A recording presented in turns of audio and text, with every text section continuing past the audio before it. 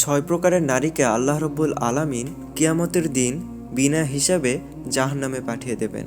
এই ছয় প্রকারের নারীর মধ্যে আমরা হয়তো আমাদের মা বোন, আত্মীয় স্বজন অনেককেই দেখতে পাবো। কিন্তু কারা সেই নারী? তারা কি এমন করেন যার ফলে তাদেরকে এই শাস্তি পেতে হয়? কি করলে তারা এই শাস্তি থেকে নিজেদেরকে বাঁচাতে পারেন? আসুন আমরা একটু দেখার ও জানার চেষ্টা করি। বুখারী শরীফের হাদিসে আল্লাহ রাসূল সাল্লাল্লাহু আলাইহি ওয়াসাল্লাম বলেন, হযরত ফাতিমা রাদিয়াল্লাহু তাআলা আনহা এবং আলী রাদিয়াল্লাহু তাআলা আনহু আসলেন হযরত মুহাম্মদ সাল্লাল্লাহু আলাইহি ওয়াসাল্লামের সাথে দেখা করতে। তারা এসে দেখেন আল্লাহ রাসূল সাল্লাল্লাহু আলাইহি ওয়াসাল্লাম বসে বসে কান্না করছেন। ওনার গাল মোবারক বেয়ে পানি পড়ছে। তখন হযরত আলী রাদিয়াল্লাহু তাআলা আনহু ডাক দিয়ে বললেন, ইয়া রাসূলুল্লাহ, আমার মাতা পিতা আপনার উপর কুরবান হোক, আপনি কেন কান্না করছেন? তারপর হযরত ফাতিমা রাদিয়াল্লাহু তাআলা আনহা বললেন, আব্বাজান, আপনি কেন কান্না করছেন? এরপর মহানবী সাল্লাল্লাহু আলাইহি ওয়াসাল্লাম বললেন, আমি মেরাজে যাবার পর অনেক কিছু দেখেছি। হযরত জিবরাইল আলাইহিস সালাম আমাকে অনেক কিছু দেখিয়েছেন।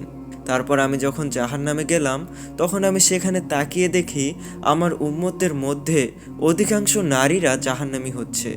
পুরুষদের তুলনায় জাহান্নামে নারীদের সংখ্যা অধিক দেখেছি। আমার উম্মতদের মধ্যে 6 প্রকার নারীরা জাহান্নামে যাবে। এদেরকে কিয়ামতের দিনে আল্লাহ রব্বুল আলামিন বিনা হিসাবে জাহান্নামে পাঠিয়ে দেবেন। এরপর হযরত ফাতিমা রাদিয়াল্লাহু তাআলা আনহা বললেন, আব্বাজান, তাহলে বলে দিন কারা জাহান্নামী হবে?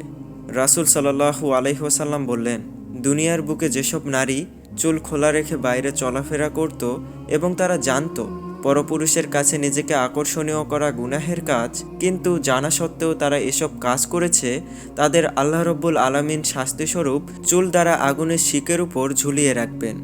নিচ থেকে যখন তাপ দেওয়া হবে, তখন তাদের মাথার মগজ গলে টকবক টকবক করতে থাকবে। কিন্তু যেসব নারী না জেনে এতদিন এসব কাজ করে এসেছে, তারা যদি ইস্তেগফার করে আল্লাহর কাছে ক্ষমা চায়, তাহলে আল্লাহ তাআলা তাদেরকে ক্ষমা করে দেবেন।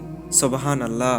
দ্বিতীয়ত, যে নারী কটু কথা, গালিগালাজ দ্বারা তার স্বামীকে আঘাত করে, রাসূল সাল্লাল্লাহু আলাইহি ওয়াসাল্লাম বলেন, কাল কিয়ামতের ময়দানে রাসূল সাল্লাল্লাহু আলাইহি ওয়াসাল্লাম এসব নারীকে জাহান্নামে নিক্ষেপ করে দেবেন।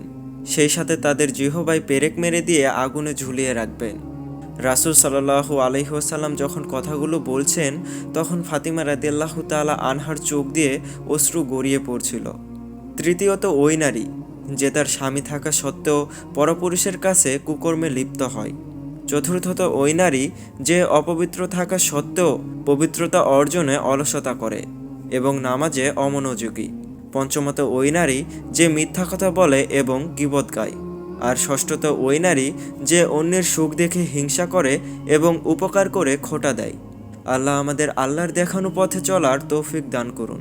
আমিন।